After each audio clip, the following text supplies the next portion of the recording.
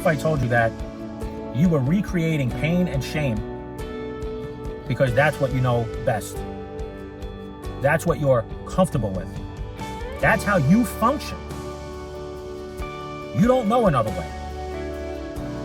Who in their right mind would want to try to build a life only to create chaos in their life, only to create more pain or hurt others or allow others to hurt you?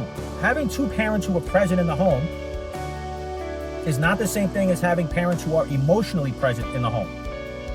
So again, in my message, a lot of it has to do with where we stood in our family emotionally speaking. So although you had family members or both parents physically in the house, were they emotionally present for you? And this is why as parents it's important for us to become emotionally mature so that we can break the cycle, if we're in that cycle, with our own children. Shame could come across with words, right? So you do have parents that will verbally hurt their child, right? They'll say, "Oh, look what you did. You knocked over the glass of milk. You're so clumsy. What's wrong? You do it all the time." And I'm not really, it doesn't matter to me whether the adult thinks they're joking or not. Again, what a parent thinks is very different, guys, than what the child is taking in. So even though us as parents say, "Well, I was just joking around," they know I love them. I don't mean anything by it. I'm having a rough day. That's why I'm angry and upset and irritated, and I'm taking it out on the rest of the family. But little children don't understand that. So again, please keep in mind, what you understand in your adult mind is very different what they are taking in, the message they're receiving from you. So aside from the spilled glass of milk, right, you have that verbal attack where the parent is actually calling you names. It could be sarcasm, right, on a consistent basis. Again, the kid is getting a different message. My parent doesn't love me. They start internalizing that critical voice. I am clumsy. I always mess up. Body language, right? If your child is trying to do something and we stand there, we're like, right, rolling the eyes, arms folded, we're not saying anything to the child, but they're picking up on it. And sometimes we think we could be doing the best job as a parent. I'm not raging on them. I am not saying all the mean things I want to say right now. I'm holding it in. I'm doing good. Remember, children are very sensitive little beings. They're absorbing all that. Do we just tower over them? Right? Do we give them a look? Right? The message to them, it's not verbal. It's just an intimidating, big human being to that little child that's getting over the child and giving them a face that's scaring the lights out of them. Children are receiving these messages of, "I'm not good." That's that toxic shame. I'm not good. My parents, my dad, my mom, my siblings, they don't like me. I seem to do so many things wrong. Why am I like this?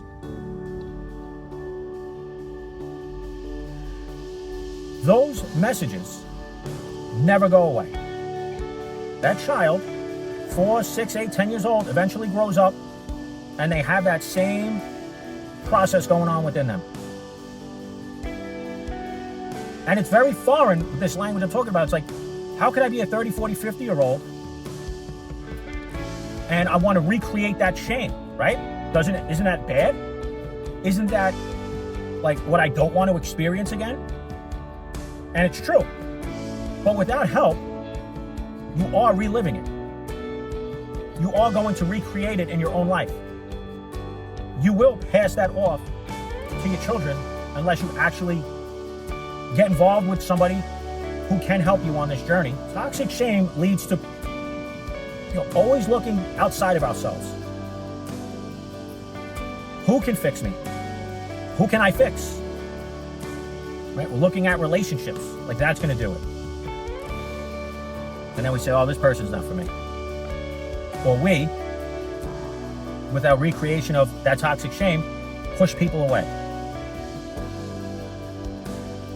We turn to gambling. We turn to alcohol, drugs, caffeine, nicotine, overeating, undereating, overspending, right? Spending way too much money that we even have coming in. Being a workaholic. Just gonna throw everything I got into my job, into my career, into making a ton of money. That shame ain't going anywhere. It's in you. You have to do the work to get through it. Exercise can be problematic. If you are obsessing over exercise or obsessing over how you look, you could be trying to cover up that toxic shame, that low self-worth. Those messages you received from your parents when you were a young child, you might not even remember this. But again, working with somebody who's qualified enough, and I don't mean like by degrees or anything like that. What I'm talking about when I say qualified is people who've lived it, who've experienced it, who are continuing to do the work, to continue to grow and change. And that can help you in your own emotional journey. And again, I love the word and I say it all the time. You have to explore this stuff. We don't know this. When I started this, I'm like a lot of you. This is new to me. You spill that milk and you know, right? Whether it's a huge human being standing over you, you have a mean looking face standing over you, they are verbally attacking you, physically hitting you. Again, as parents, we can tell ourselves, I'm just trying to keep them in line, I'm trying to do what's good for them.